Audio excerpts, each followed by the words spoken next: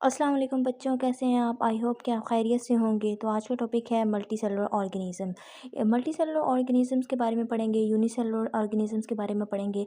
Organisms हमारे पास क्या होते हैं कि दो में डिवाइड होते हैं, ठीक है। एक होता है यूनिसेलुलर ऑर्गेनिज्म होते हैं और दूसरे क्या होते हैं, मल्टी सेलुलर ऑर्गेनिज्म होते हैं। जो यूनिसेलुलर यूनि होता है एक, यानी जो सिंगल सेल के ऊपर मुश्तमिल होते हैं, उन ऑर्गेनिजम्स को हम क्या कहते हैं, यूनिसेलुलर ऑर्गेनिज्म कहते हैं। और जो मल्टी सेलुलर ऑर्गेनिज़्म होते हैं वो हमारे पास क्या होते हैं कि बहुत सारे सेल्स के ऊपर मुश्तमिल होते हैं, ठीक है। लाइक बहुत सारे ऑर्गेनिज़्म जैसे कि ह्यूमंस हैं, प्लांट्स हैं, ये हमारे पास क्या होते हैं कि ये मल्टी सेलुलर ऑर्गेनिज़म्स में कंसीडर होती हैं। अब देखें यूनिसेलुलर ऑर्गेनिज़्म क्या है, organisms that only have a single cell and single cell. उसके अलावा क्या है कि इसमें आता है हमारे पास अमीबा, बैक्टीरिया आएगा, पैरामीशियम आएगा, ठीक है। देन हमारे पास क्या आता है कि मल्टी सेलुलर ऑर्गेनिज्म आते हैं, organism like consisting of the many cells like plants and animals, ठीक है। अब हम इसका क्या करते हैं कि वन बाय वन डिस्कस करते हैं इसका डिफरेंस देखते हैं यूनिसेलुलर और मल्टी सेलुलर ऑर्गेनिज्म में क्या डिफरेंस होते हैं। कैरेक्टरिस्टिक्स क्या हैं, ये क्या होते हैं, यूनिसेलुलर ऑर्गेनिज्म और मल्टी सेलुलर ऑर्गेनिज्म, ठीक है। अब हम आते हैं सेल नंबर। सेल नंबर क्या है कि ये सिंगल सेल के ऊपर मुश्तमिल होंगे और ये क्या होते हैं, multi cellular organism number of cells के ऊपर मुश्तमिल होते हैं, यानी ये बहुत सारे सेल्स के ऊपर मुश्तमिल होते हैं। कोई सिंगल सेल नहीं होता है जिसके ऊपर ये मुश्तमिल हो, बल्कि बहुत सारे सेल से बना हुआ होता है ऑर्गेनिज्म। अब फंक्शन इसका क्या होता है कि ये सारे के सारे फंक्शन जो होते हैं एक सेल से, यानी एक सेल जो है उससे परफॉर्म करेंगे। लाइक आप बैक्टीरिया को देख सकते हैं। बैक्टीरिया जो होता है वो एक सिंगल सेल के ऊपर मुश्तमिल होता है और सिंगल सेल क्या करता है कि वो सारे के सारे जो फंक्शंस होते हैं वो क्या करता है, परफॉर्म करता है।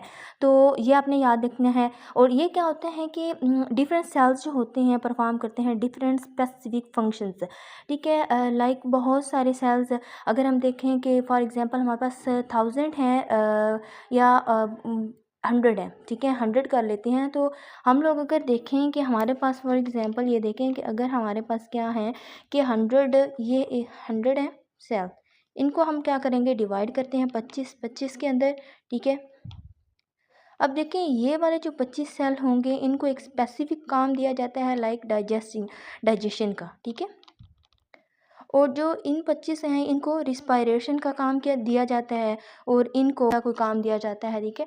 बॉडी के अंदर जो मुख्तलिफ काम चल रहे हैं, तो इस तरह क्या होते हैं कि कुछ स्पेसिफिक सेल क्या करते हैं कि स्पेसिफिक फंक्शन परफॉर्म करते हैं, ये आपने याद रखना है, ठीक। लेबर क्या होते हैं कि ये क्या करते हैं, इनके पास कोई एक सिंगल सेल होता है, सिंगल सेल क्या करता है कि पर नॉट परफॉर्म, ठीक है। और ये क्या करते हैं, सेल स्पेसिफिक होते हैं, स्पेसिफाइड होते हैं और डिफरेंट क्या फंक्शन करते हैं, यानी इनको एक जो होते हैं मल्टी सेलुलर ऑर्गेनिजम्स को के सेल्स को अलग अलग जो होते हैं काम सौंपे जाते हैं और वो अलग अलग काम क्या करते हैं, परफॉर्म करते हैं। ये आपने याद रखना है। और रिप्रोडक्शन ये क्या करते हैं, एक सेम सिंगल सेल में इन्वॉल्व होते हैं और ये क्या करते हैं, स्पेसिफाइड सेल होते हैं, germ cells take part in the reproduction, यानी माइटोसिस के ज़रिए या फिर क्या करते हैं, मियोसिस के थ्रू क्या करते हैं, अपनी रिप्रोडक्शन करते हैं या डिवाइड होते हैं। लाइफ स्पेन क्या होता है, इनका शॉर्ट होता है और इनका क्या होता है, लॉन्ग होता है। इनके अंदर जो होते हैं यूनिसेलुलर के अंदर हमारे पास बैक्टीरिया आते हैं, ठीक है। ये जैसे देखे हैं बैक्टीरिया, अमीबा और पैरामीशियम वगैरह। और इसके अंदर क्या आएंगे हमारे पास मल्टी सेलुलर में, एग्जांपल्स के तौर पे यहाँ पर आप एक एग्जांपल ऐड करेंगे, प्लांट्स एंड एनिमल्स आएंगे। उसके यूनिसेलुलर जो होते हैं ये हमारे पास मेम्ब्रेन बाउंड ऑर्गेनेलीज नहीं होती हैं इनके पास, और मल्टी सेलुलर ऑर्गेनिजम्स के पास मेम्ब्रेन बाउंड ऑर्गेनेलीज होती हैं, ठीक है। आई होप कि आपको आज के लेक्चर की समझ आई होगी। अगर कोई प्रॉब्लम है तो आप कमेंट सेक्शन में बता सकते हैं, ठीक है। और काइंडली कमेंट सेक्शन में बताया करें कि आपको कौन सा आगे टॉपिक समझना है और आपको समझ किस तरीके से आती है, स्लाइड से समझ आती है या फिर इस तरह समझ आती है। तो काइंडली इस चीज़ को कमेंट सेक्शन में बताया करें। Thank you.